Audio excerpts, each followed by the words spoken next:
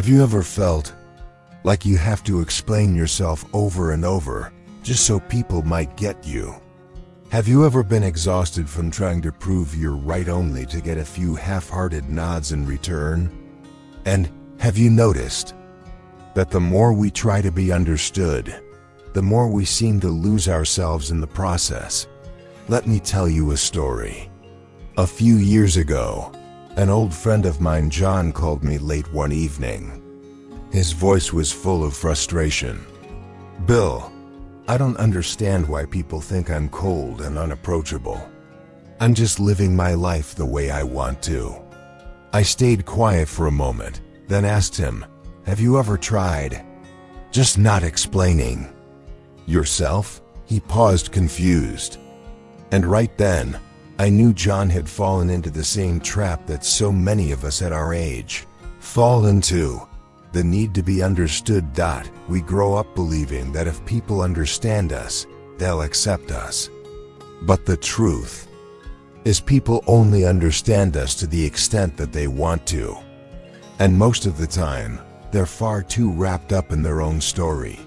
Marcus Aurelius once wrote, "Do not waste what remains of your life on what others think of you, unless it is of mutual benefit."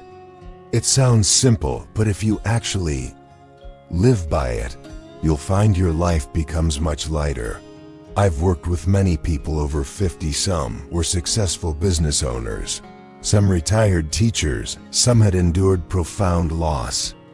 And one thing I've noticed is this: once you've crossed the halfway mark in life, what you crave most isn't fame or praise, it's peace. And peace doesn't come from everyone understanding you. It comes from you understanding yourself.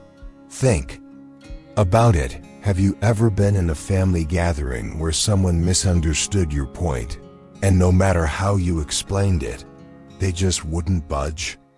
You leave the table frustrated, wondering why they won't listen.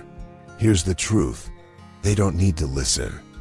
And you don't need to spend your energy trying to change the way they think. Because every minute you spend convincing someone else is a minute stolen from cultivating calm within yourself. I remember one of my students, Linda, who had gone through a painful upheaval in her marriage. She kept trying to explain to her friends, her family, even her neighbors that she wasn't someone who simply gave up. But after months of talking, she realized no one cared deeply enough to truly understand the whole story. And when she finally stopped explaining, something unexpected happened. She felt lighter. Not because people had changed their minds, but because she was no longer chained to the need for them to. Psychologists have found that the more we try to control how others see us, the more prone we are to stress and anxiety. The brain goes into constant alert mode, scanning for any sign of judgment from those around us. It's exhausting, mentally and emotionally, just to protect an image we can't possibly maintain forever. I want you to imagine this. Tomorrow morning, you wake up and decide you won't explain yourself. If someone thinks you're odd, let them think it. If someone misunderstands you, let them misunderstand. You simply live in a way that's true to your values. What do you think that day would feel like? At first, you might feel uneasy, like you're missing the chance to set the record straight in someone's mind. But over time, you'll realize a simple truth: no one is actually watching you as closely as you think. They have far too many other things to worry about. And that is a gift, because when you stop explaining, you free up time to live, to sit quietly with a morning cup of coffee, to listen to your favorite song without worrying if anyone's judging your taste, to do something meaningful to you, even if the whole world never notices. For me, letting go of the need to be understood isn't about shutting people out. It's about opening the door to myself. It's the act of releasing the invisible pressure of other people's eyes. And if you're 50, 60, or older, I want you to remember this. Your time is finite. Every hour, every day is precious. Don't waste them in endless debates trying to defend an image in someone else's mind. That image will never bring you peace, but knowing yourself and living by your values will. Often leave my students with this question. If tomorrow you did something that no one knew about, no one understood, would you still do it? If your answer is yes, then congratulations, you're living for yourself, not for approval. And I believe that's the very first step to finding the deep sense of peace Marcus Aurelius spoke about. You see, when we let go of the need to be understood by others, a kind of space opens up inside us. And that space becomes the place where we can focus on something far more important, turning our attention back to ourselves. I have a friend named Robert. He's a great golfer, but lately he's been feeling discouraged. When I asked him why, Robert gave me a wry smile. Bill, every time I step onto the course, I keep an eye on how everyone else is playing. If they're better, I feel lousy. If they're worse, I get smug. I looked at him and said, Robert, do you realize that every time you compare yourself to someone else, you miss the chance to compare yourself to the man you were yesterday? We live in an age where comparison is easier than ever. All you have to do is open your phone, scroll for a few seconds, and you'll see someone richer, healthier, younger, or at least they look that way. But here's the problem. The picture you see never tells the whole story. I once worked with a woman named Mary. On Facebook, she posted pictures of lavish vacations, fancy parties, always smiling. But in a private session, she confessed to me, Bill, I'm exhausted. I only post those things so I don't feel like I'm falling behind my friends. That's the trap of comparison. It turns life into a race with no real finish line. And worse, it makes us forget the most important question of all. Today, am I better than I was yesterday? The Stoics didn't care where they stood compared to others. They cared whether they were moving in the right direction according to their own values. Marcus Aurelius once wrote, if you are distressed by anything external, the pain is not due to the thing itself, but to your estimate of it. And I believe that comparing ourselves to others is one of the most distorted estimates we can choose to live by. I want you to picture this. You're walking down a long road. Ahead of you, someone's moving faster. Behind you, someone's moving slower. If you keep craning your neck to look ahead or glancing back, you'll miss the small stone right under your foot.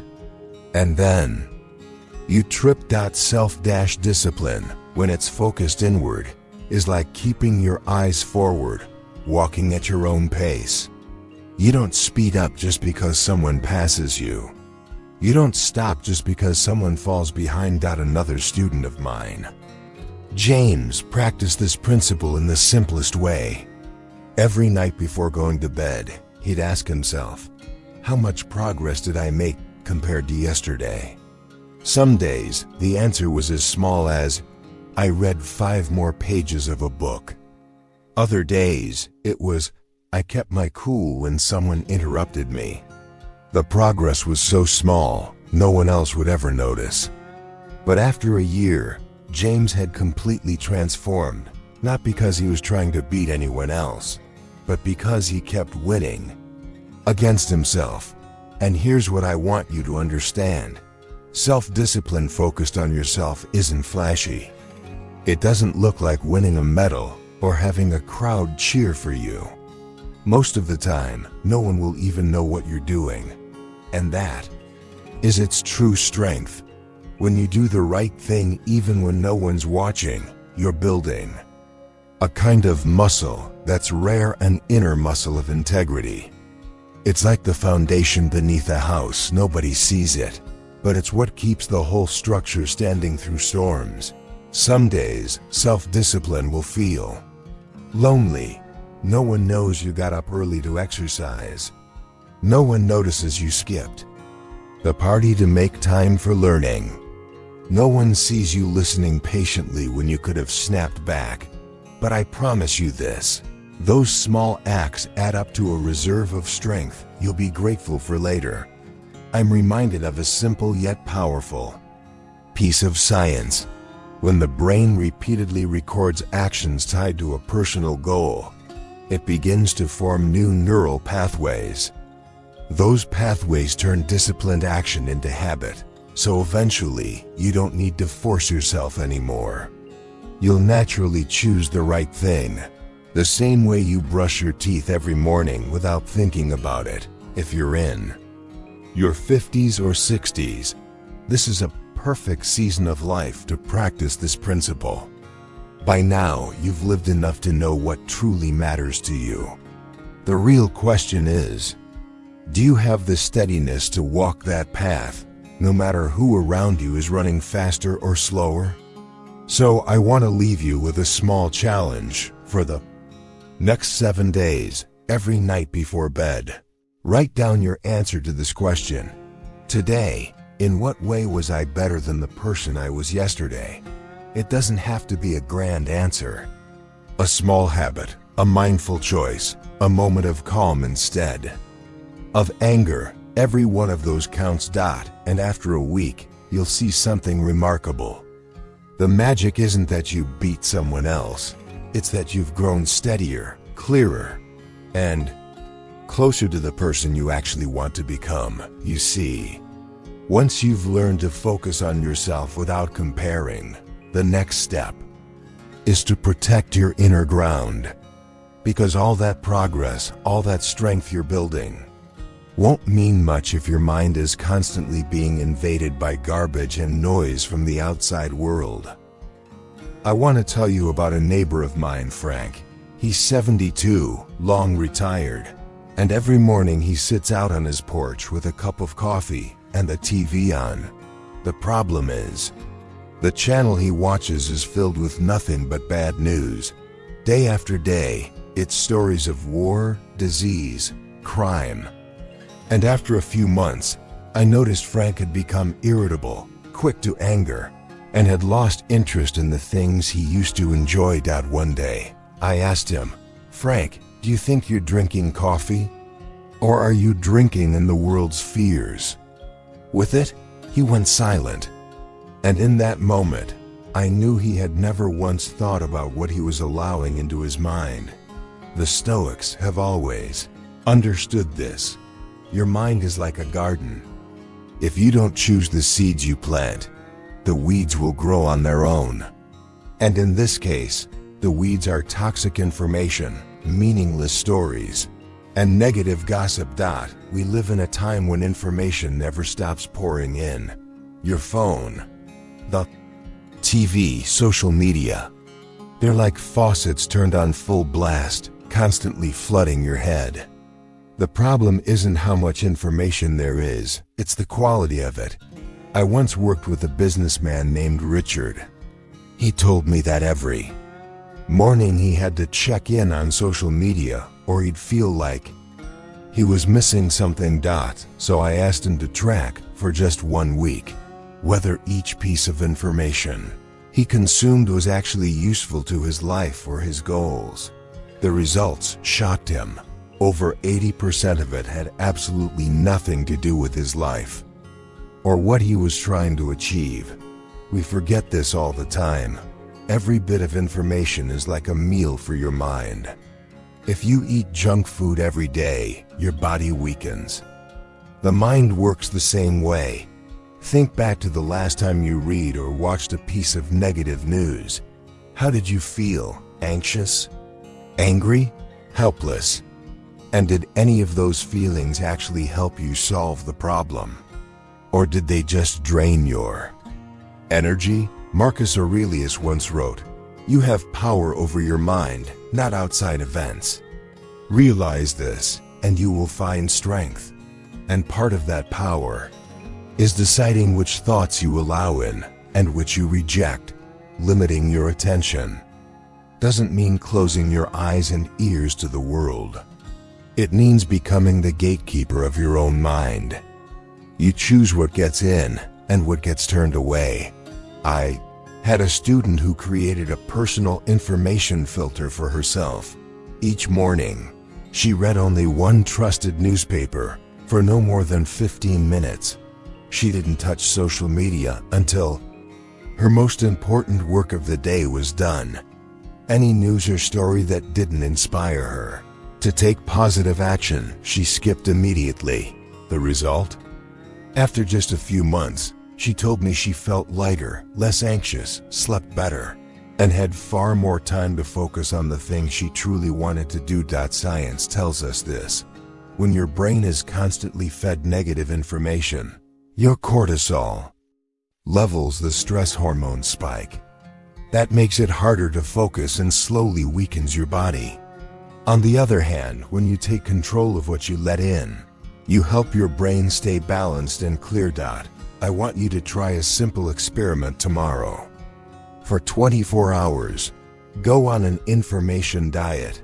No sensational news headlines. No mindless scrolling through social media. Only choose to read, listen to, or watch things that truly nourish your mind, like a good book, a podcast you trust, or a meaningful conversation with a friend. You might be surprised to realize the world won't fall apart if you miss a few news updates. But your mind will feel calmer, like a lake no longer being hit by stones every few seconds. The Stoics knew this. Attention is the most valuable asset you'll ever have. Where your attention goes, your life follows. If you spend your days staring at chaos, you'll start to feel like your life is chaos. But if you focus on what's good, on the things you can actually control, you'll watch your life begin to move in that direction. I remember someone once asked me, "Bill, how do you stay calm when the world feels so unstable?" And I told them, I don't ignore the world. I just don't let the world run my mind. So today's lesson is this: be the clear-eyed gatekeeper of your mind. Every time you're about to take in a piece of information, ask yourself, will this help me live better? Will this make me stronger? If the answer is no, don't open the door. And I'll leave you with one question, something for you to really think about. If tomorrow everything you knew came only from what you intentionally sought out, what would you choose to look for? You see, once you've learned how to limit your attention, you've closed some of the doors that let noise and garbage into your mind. But closing the doors is only half the work. The more important part is this: you have to take full ownership of the space inside. I once had a student named George, in his early 50s, who used to be an executive at a large company. One day, in the middle of a meeting, one of his subordinates insulted him right there, in front of everyone. The whole room went silent.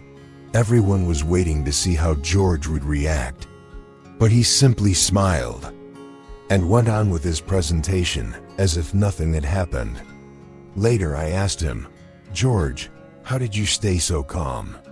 He said, "Bill, I don't let anyone else drive the car in my head. The steering wheel stays in my hands." That right there is what it means to fully own your mind. The Stoics understood this. You can't control the wind, but you can always adjust your sails. You can't force people to speak kindly, but you can choose how you respond. Marcus Aurelius once wrote, "You have power over your mind, not outside events." Realize this, and you will find strength. But mastering your mind isn't just about staying calm. It's about disciplining your thoughts, choosing, one by one, which ideas you allow to take root. I've met so many people who carry around old, toxic beliefs planted in their heads years ago. I'm not good enough. I'm too old to change. Something bad is bound to happen to me. These beliefs are like weeds. If you don't pull them out, they'll spread, taking up all the space where better thoughts could grow. I remember a woman named Susan, who came to me to learn Stoicism. She told me she'd been living in constant fear of failure, and because of that, she never started any of the projects she dreamed about. We sat down together and wrote out every negative thought that came into her head. Then I asked her, "Where's the evidence?" It turned out that most of those beliefs weren't even based on facts. They were just the result of a few failures in her past, blown up in her mind until they became rules she thought she had to live by.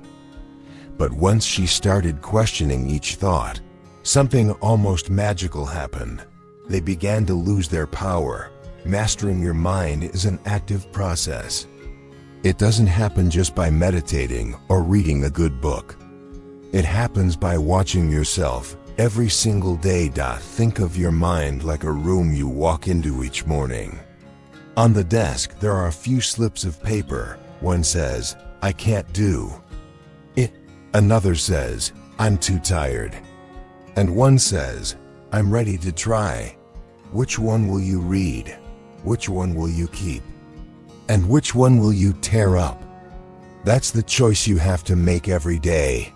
I know that by the time we reach our 50s or 60s, we've all lived through loss, disappointment, and wounds that never quite healed.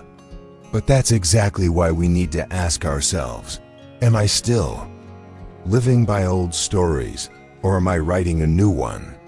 From a scientific point of view, neuroscientists call this process cognitive restructuring. Every time you challenge a negative thought and replace it with a more reasonable one, you're literally building new neural pathways in your brain. And if you do it long enough, your brain will naturally favor the new path over the old one. Filled with fear. But remember, mastering your mind doesn't mean getting rid of all emotion. The Stoics were never about feeling nothing. We feel fully. We simply choose how we respond. It's like this.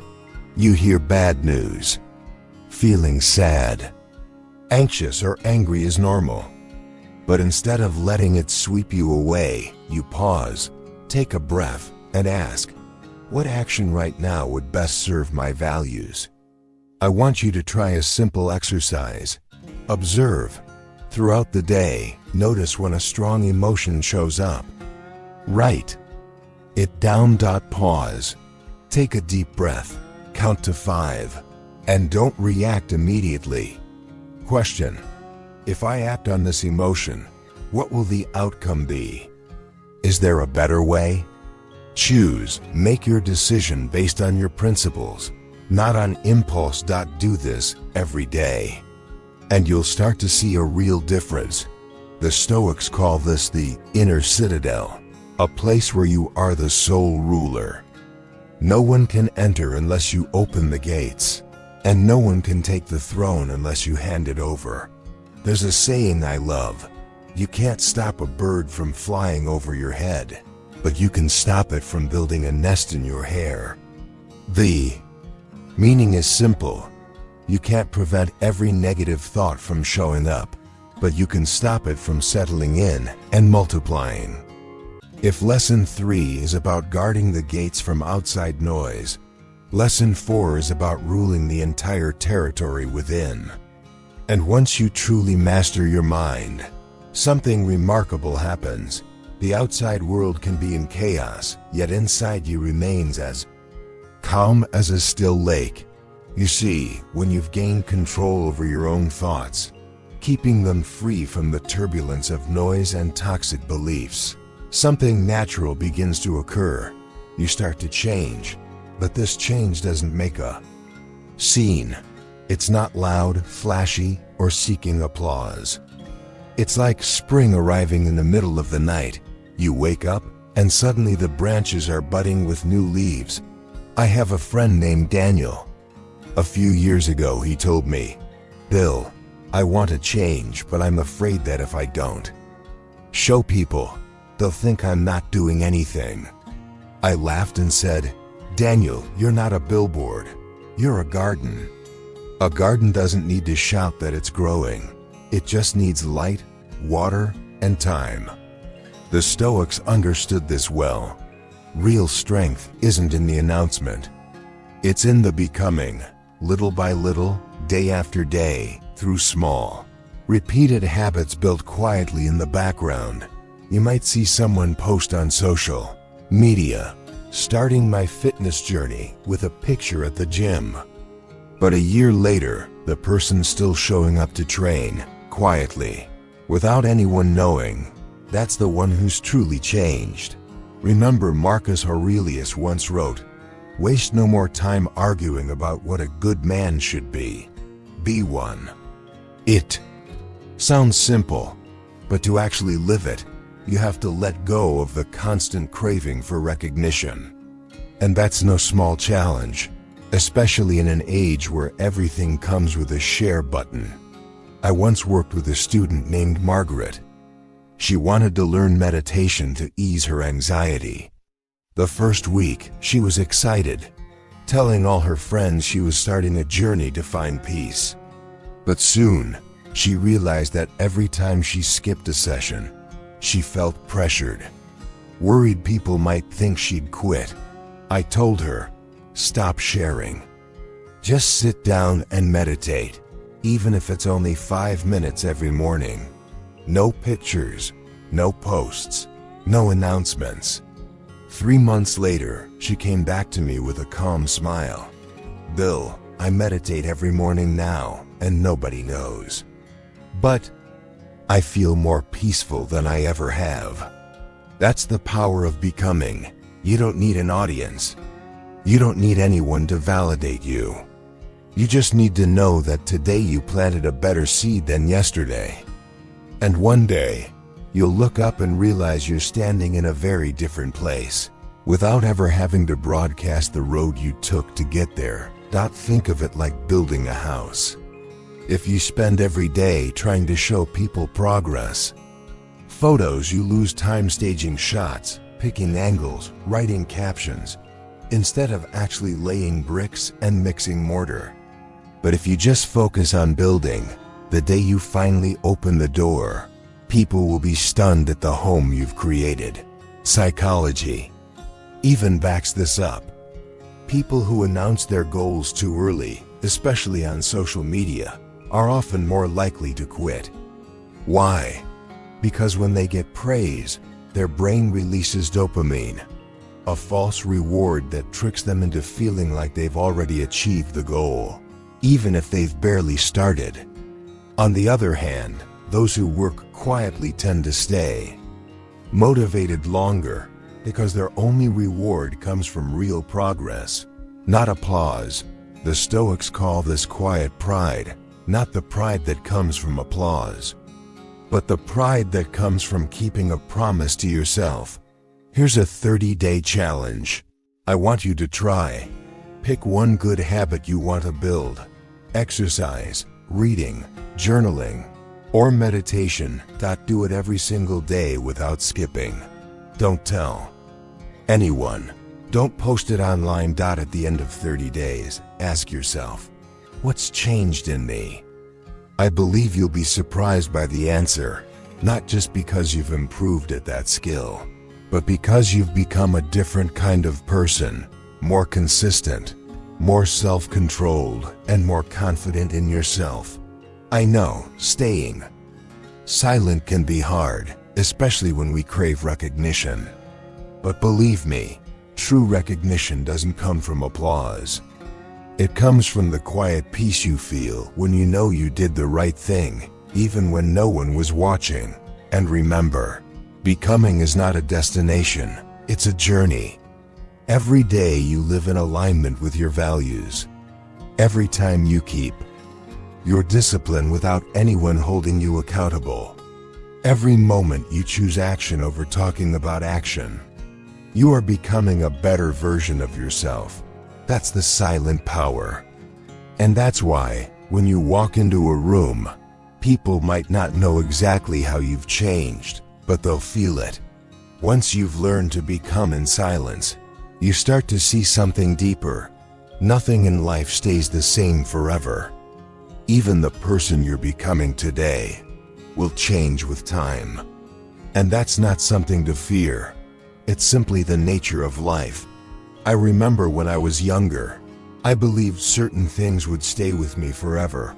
A stable job, an unbreakable friendship, a house I'd live in for the rest of my life.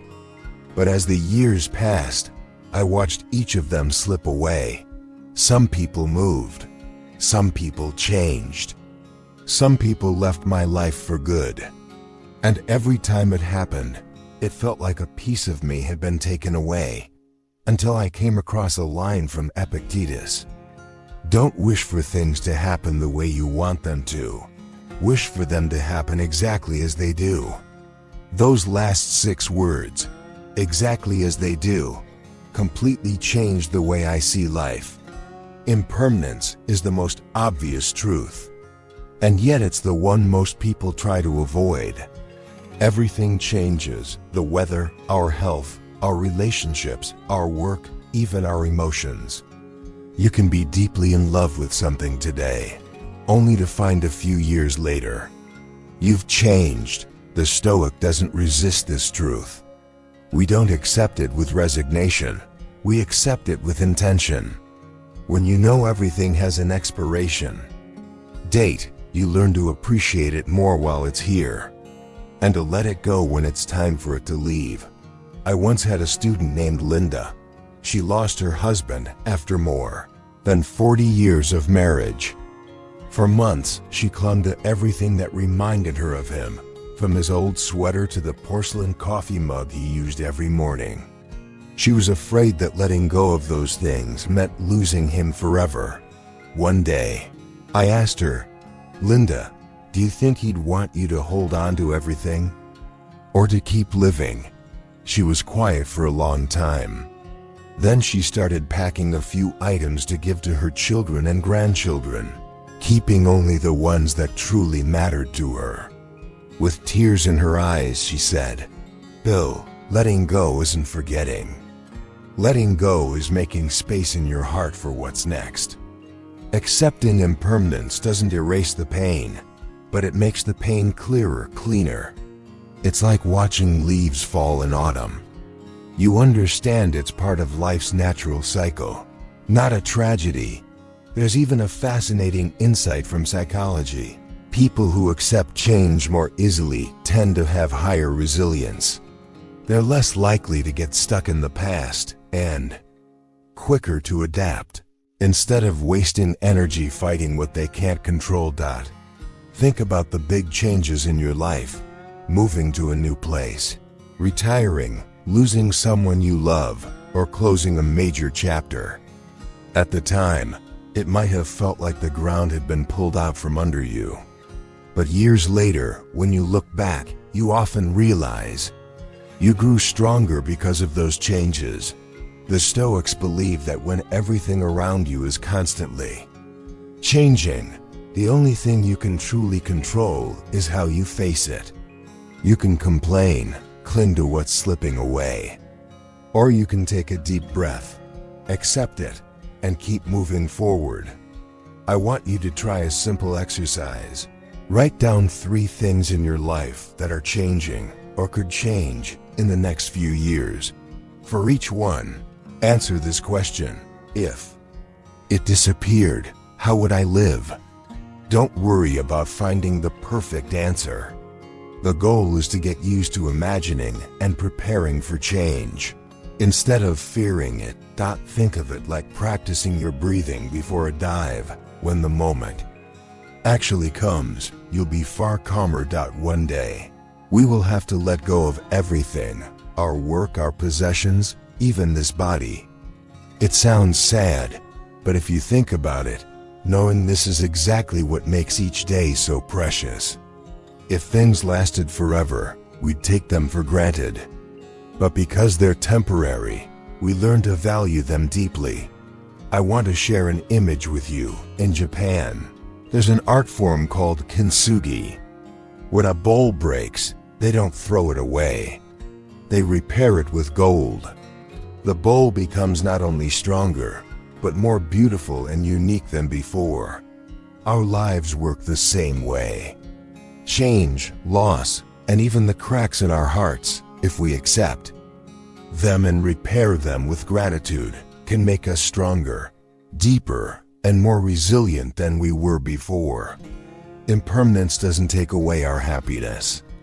It reminds us that happiness needs to be lived fully in the present. You can't hold on to spring forever, but you can enjoy every day the flowers bloom.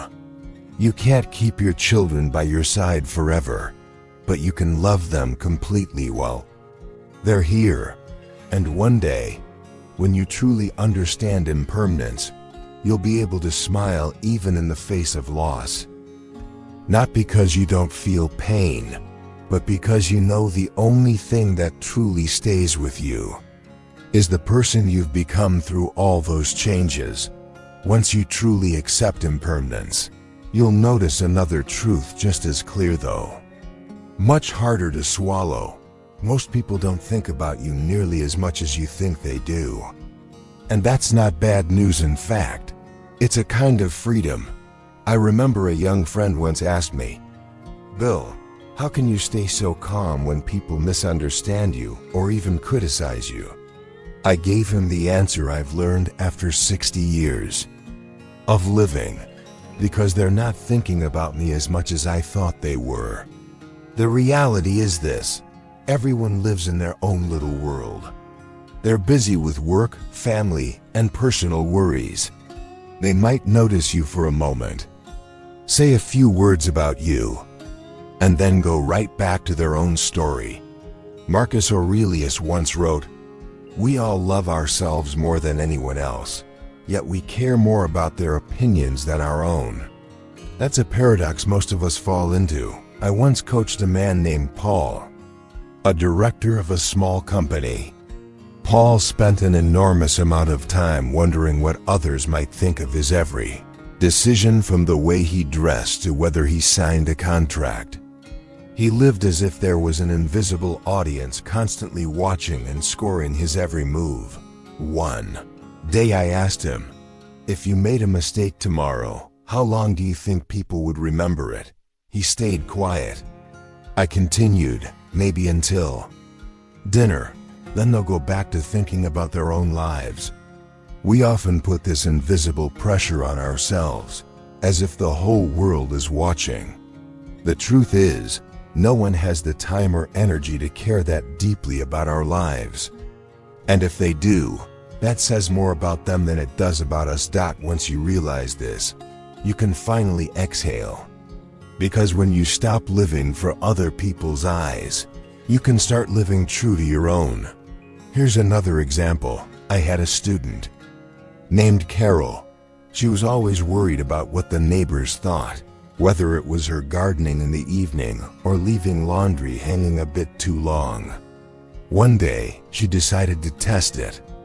She asked a few neighbors if they'd ever noticed her habits. The result? Not a single one had. They didn't even know she spent her evenings in the garden.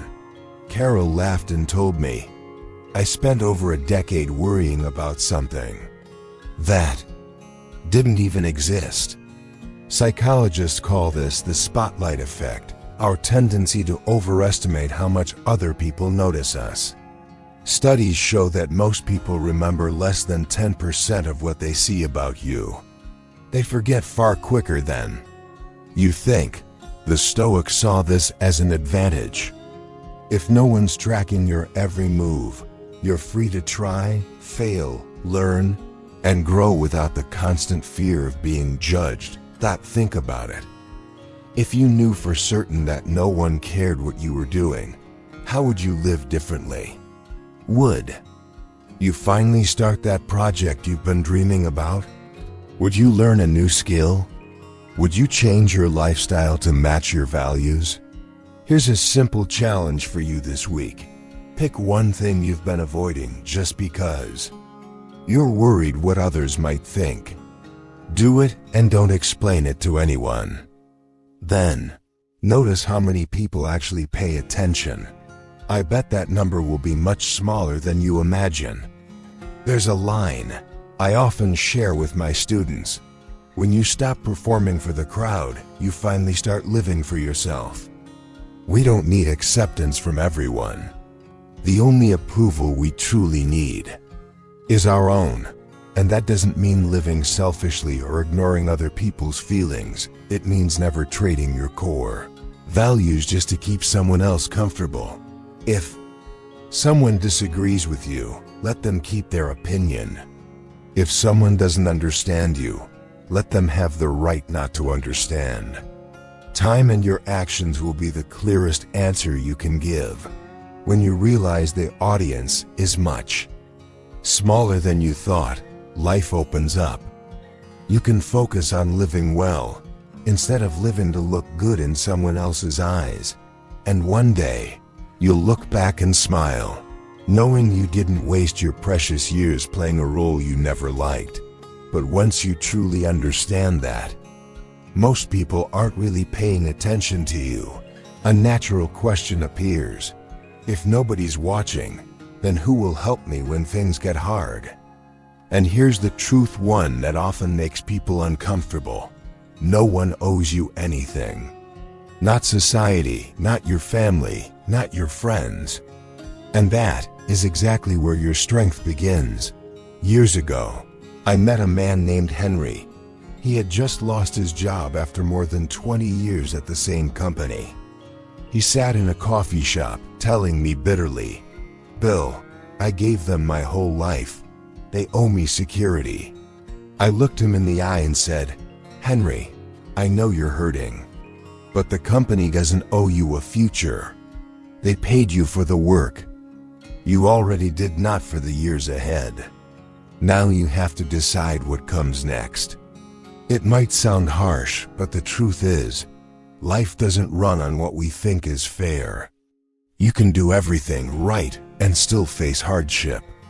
You can be a good person and still be betrayed.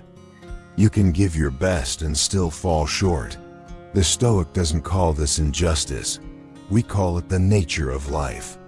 And instead of waiting for someone to hand us an opportunity, we get up and create our own. Epictetus once said, "Do not seek for things to happen the way you want them to. Want them to happen as they do happen, and your life will go smoothly." This doesn't mean giving up your dreams or your effort. It means letting go of the belief that just because you want something, the world is obligated to deliver it. I once worked with a woman named Claire. After her divorce, she spent years asking herself why her ex-husband never came back to apologize, why her friends didn't reach out more to comfort her. She believed she deserved that support. After all, she had been a good wife and a good friend. One day, I asked her, "If no one comes to help, what will you do?" She was silent for a long moment, then said, "I guess I'd have to get up on my own." I smiled and said, "Then why wait?" Letting go of the feeling that you're owed something doesn't make you weaker, it frees you. When you accept that no one is obligated to rescue you, you stop wasting time waiting and start moving. You learn how to teach yourself new skills instead of waiting for someone to train you. Find your own solutions instead of hoping someone will point the way. Take care of your health instead of expecting the doctor to do it all. Psychologists have a term for this: locus of control. People who believe their lives are shaped by their own actions, internal locus, tend to be more successful and happier than those who believe their lives are controlled by outside forces, external locus. Letting go of the belief that you're entitled to something is really about shifting that control from the outside back to the inside. You become the one in charge, and that's a kind of power no one can take away.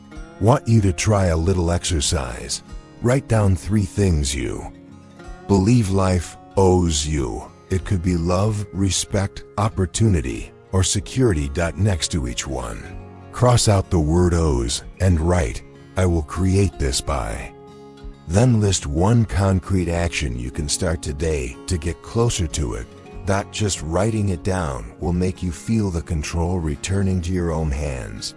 I know, it's easy to say this, but living it is a whole different challenge. That feeling of being owed something often runs deep inside us. It shows up when we think, I've worked hard, I deserve a break, or I've been kind, they should return the favor. But the truth is, life doesn't run on a fair trade system. The Stoic doesn't do the right thing to earn a reward. They do it because it's who they are.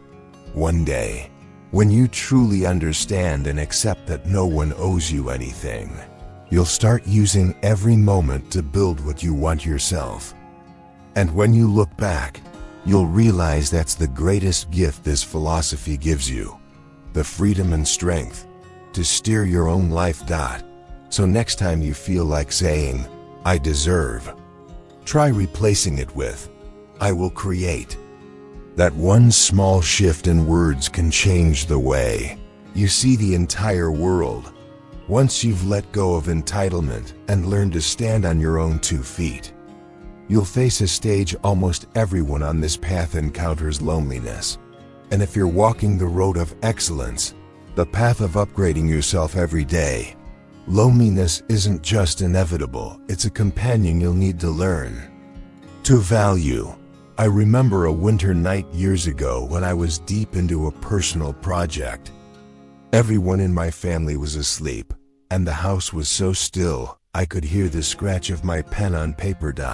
It was one of those moments when I felt most aware that I was walking alone, and instead of feeling empty, I felt free. The Stoic understands this. The road to excellence is never crowded. If you're doing what most people won't, if you're living by your own principles, there will be times when you find yourself standing alone. Epictetus once said, if you want to improve, be prepared to be thought foolish by others. It sounds almost humorous, but it's a reminder that difference, especially positive difference, is often misunderstood or misjudged. I once coached a student named Thomas. He decided to cut ties with his old group of friends after realizing that every get-together revolved around complaining and gossiping. At first, he felt empty and missed the noise of those loud conversations. But a few months later, he noticed he had more time to read, exercise, and learn new skills. Thomas told me, Bill, turns out I didn't lose friends, I traded them for peace. Loneliness, when used well, can be the perfect environment for building inner strength. It gives you the space to hear your own voice, to figure out what you truly want, and to realign your core values. In that stillness, the fake things, the surface level connections, the meaningless noise, all fade away, leaving only what really matters. Psychology backs this up. Periods of intentional solitude help your brain recover its focus, boost creativity, and reduce stress. The key is choosing to be alone, not being forced into isolation. Think of it like rowing a small boat in the middle of the ocean. When everything around you is quiet, you can hear the oar dipping into the water, feel the rhythm of each stroke, pushing you forward. That's exactly what it feels like to be alone on the path to excellence, calm, but full of power. Of course, not everyone will understand your choice. Some will say you're pulling away or difficult to connect with. But the Stoic knows you can't please everyone and still reach your highest potential. I often give my students this advice. Set aside at least one day each week for excellence time. No social media, no pointless meets, just deep focus on a personal project or goal. During that time, jot down your thoughts, feelings, and any ideas that come to you. You'll be surprised by what you discover. Loneliness is also the ultimate commitment test. When there's no applause, will you still keep going? When no one is watching, will you still stay disciplined? If your answer is yes, then you've truly stepped into the deeper layers of excellence. I remember a small story. An athlete once told me that his most valuable training sessions weren't the ones with his coach watching, but those cold, rainy mornings when it was just him and the empty track. Because in those moments, he knew he wasn't running to impress anyone. He was running out of commitment to himself. Accepting the loneliness of excellence means you stop seeking a crowd for companionship and instead look for quality, sometimes just one or two people who truly understand and support you. For everything else, you rely on yourself. Here's an exercise I want you to try. This week, set aside at least 2 hours alone, no electronics, no calls, no TV. Use that time to reflect on one important life goal. Write down 3 specific actions you can take right now to move closer to it. Pay attention to how you feel. At first, it may feel a bit empty, but over time, you'll notice yourself growing stronger and clearer. And remember, loneliness isn't a void to be filled, it's a space for you to grow. The Stoic isn't afraid of silence or distance, because we know what's forged in stillness is strong enough to withstand any storm. Once you've learned to accept solitude as part of the journey to excellence, you'll discover another companion that's been there all along. Silence. Not the hollow kind, but the kind that holds power, the kind that lets you see yourself and the world more clearly. I remember one autumn morning, sitting on a wooden chair on my porch, holding a hot cup of coffee, watching the leaves fall. No phone, no TV, no radio. Just the sound of the wind and the soft steps of a cat passing by. When the world around me grew still, I began to hear the voice inside my head, the thoughts that had always been there, but were buried under the daily noise. The Stoics see silence as golden time for observing the inner self. Because in silence, you're no longer busy reacting, arguing, or scrambling to find the perfect response for someone else.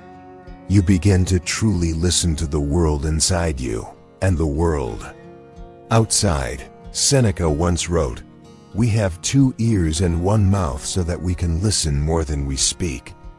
And I believe silence isn't just a communication skill, it's a life skill. I once worked with a student named Robert, a man with a quick temper. He told me there were many times he had ruined relationships simply by reacting too fast, saying things he later regretted. We practiced something simple. Every time he felt the urge to respond, he had to stop talking for at least 5 seconds. Take a deep breath, and only then answer. The result? After a few weeks, Robert told me, "Bill, just those 5 seconds of silence have saved me from countless pointless arguments."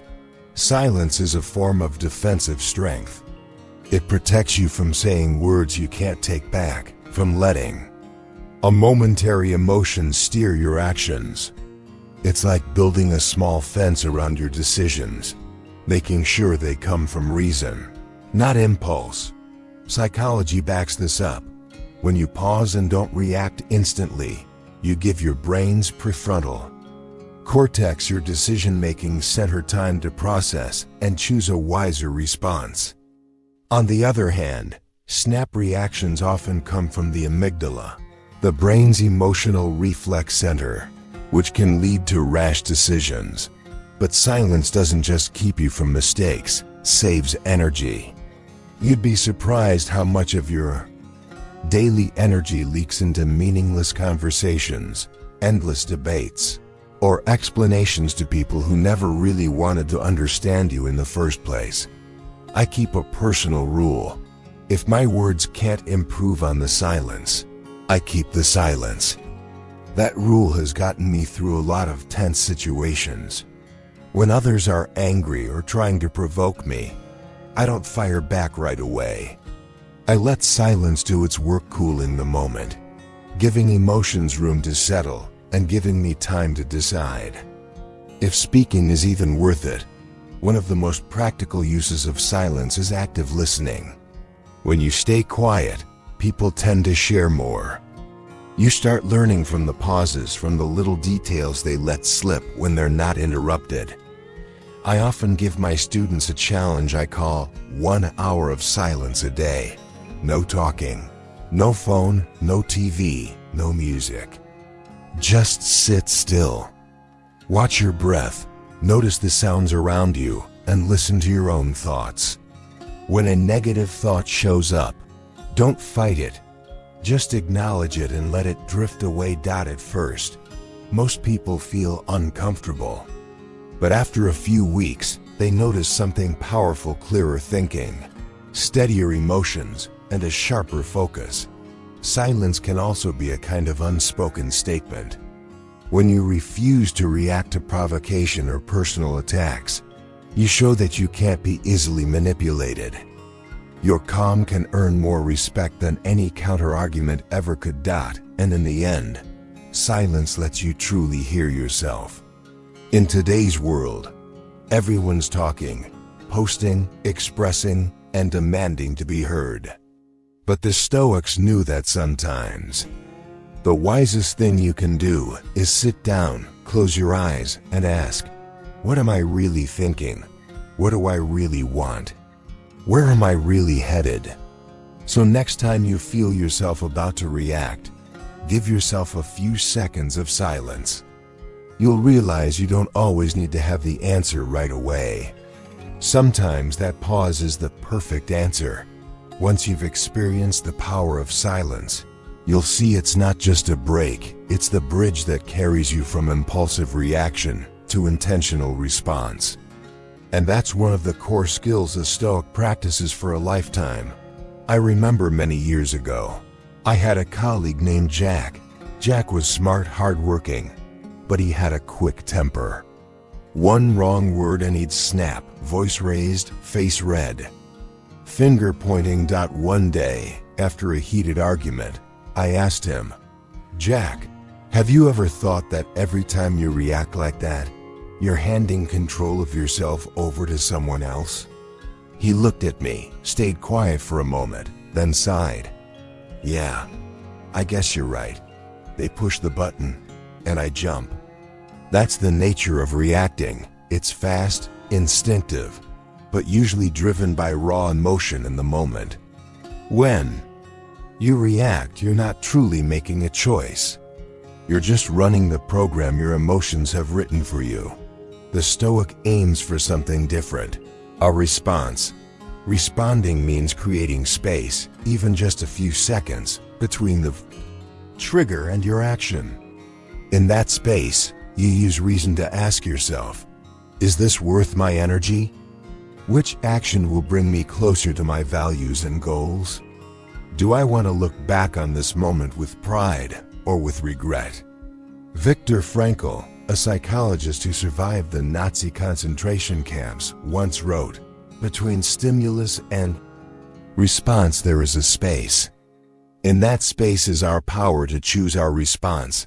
In our response lies our growth and our freedom. A Stoic lives in that space. I once coached a woman named Ellen. She often clashed with her teenage son over small things. When she started applying the pause before you react principle, she began silently counting to 10 whenever she felt irritation rising. The result? She spoke less, but when she did, her words carried more weight. And strangely enough, her son started calming down too. Neuroscience backs this up. When you pause, your prefrontal cortex, the part of the brain responsible for reason and planning, has a chance to step in. Instead of letting the amygdala, the emotional center, run the show. Sometimes, just a few seconds is all it takes to shift from instinct to choice. Responding doesn't mean you're slow or indecisive. It means you choose to act from a place of control, not from being swept away by emotion. Like a skilled swordsman, he doesn't swing the moment his opponent twitches. He watches, waits, and strikes with precision. Here's a simple but powerful exercise I want you to try. Next time someone says or does something that irritates you, pause and take 3 deep breaths. While breathing, ask yourself, how important is this really? If the answer is not worth it, smile and let it go. If it's worth it, choose words and actions that reflect your values, not your anger. A Stoic knows that sometimes the best response is no action at all. Not every situation deserves a reply, and silence can be one of the most powerful responses you have. I remember a meeting where a colleague openly criticized my plan. Everyone turned to me, waiting for a comeback. I simply said, "Thanks for the feedback," and kept presenting. After the meeting, a few people came up to shake my hand and said, "I respect how you didn't let emotion take over." When you respond that way, you not only keep your dignity, you also make others think twice about how they treat you. Reaction is letting emotion lead. Response is letting your values lead. And between the two lies an entire world of difference. 1. Last exercise I want you to try this week. Each night, write down one situation from the day where you reacted quickly. Then rewrite how you wish you had responded. Repeat this daily, and over time, the gap between your reactions and your responses will shrink until they become one and the same. That's when your instinctive reaction is also your wise response. And when you live this way, you'll feel a new kind of freedom. No one can push your buttons anymore. You hold the remote control to your own life. When you've learned to respond with reason instead of reacting on impulse, you'll notice something. Clarity doesn't just come from a few moments of self-awareness. It comes from repeating the right actions, day after day. That's the armor of consistency. When you put on the armor of consistency, praise and criticism start to lose their power over you. That's when you reach one of life's greatest freedoms. Freedom from the imaginary audience in your head. Here's something I've realized after years of observation. Most people are too busy with their own lives to notice you as much as you think they do. I once had a student named Carol. She constantly worried about being judged. Her clothes, her voice, even her laugh. One day I asked her, "Carol, do you remember what John wore to last year's party?" She laughed. "No, I didn't notice." I replied, "Exactly. Nobody's noticing you as much as you think, either. But the audience in our minds is different. It's always imagining that everyone is watching our every step, ready to judge our smallest mistake. And to please that imaginary audience, many people trade away their authenticity, saying what others want to hear, doing what's expected, wearing what's approved. A Stoic sees this trap early. We know that if we live for those imagined eyes, we'll never truly live as ourselves. Marcus Aurelius once wrote, "You would stop caring so much about what people think of you if you realized how seldom they do." I still remember the first time I spoke in front of more than 500 people. My heart was racing, my palms were sweaty, and my head was full of questions. Do they think I'm too old? Is my voice shaking? Did I say something wrong? But as I started speaking, I realized everyone was far more focused on their own stories. They weren't sitting there analyzing every wrinkle on my face. They wanted to hear something that could help them live better. One truth completely set me free. No one thinks about you as much as you think they do.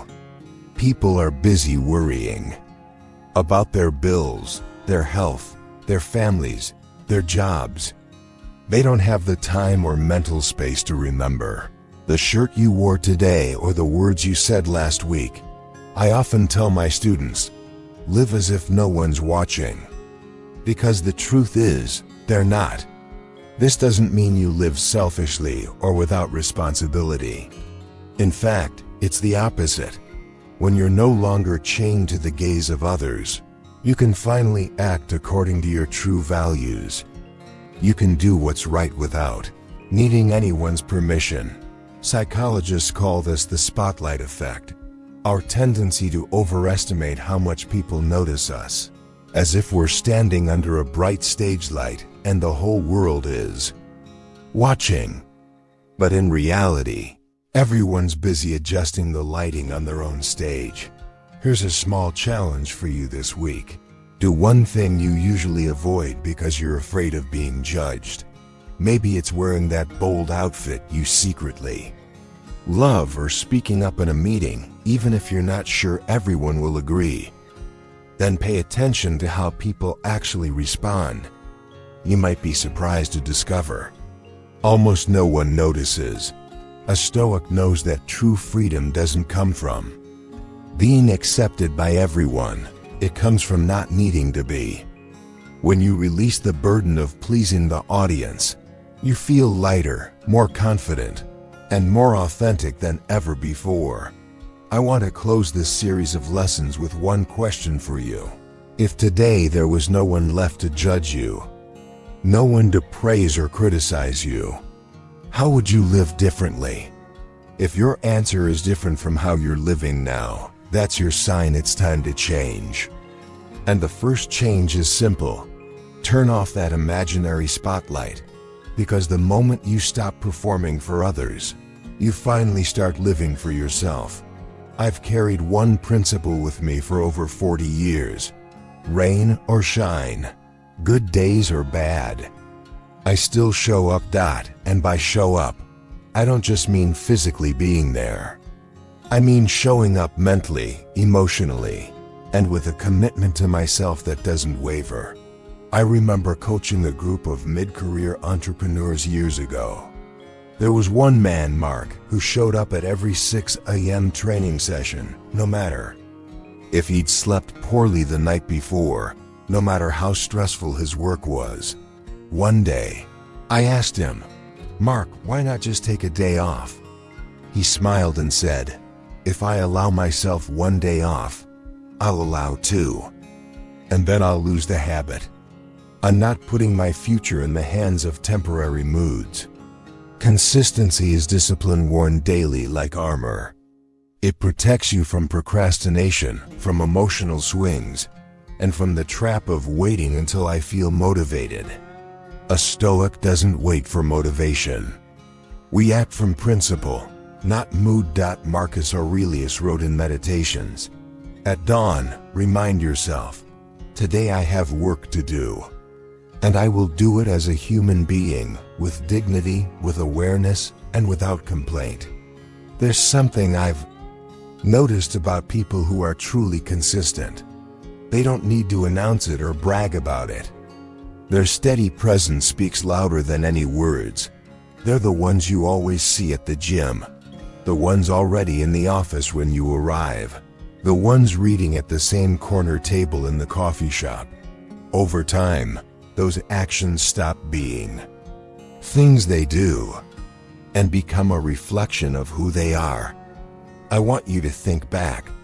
How many times in your life have you quit something simply because you didn't see results right away? Maybe it was working out, learning a new language, or building a new habit. The problem isn't that you lacked the ability. It's that you gave up before your efforts had the chance to compound into real strength. Science tells us our brains create habit pathways through repetition.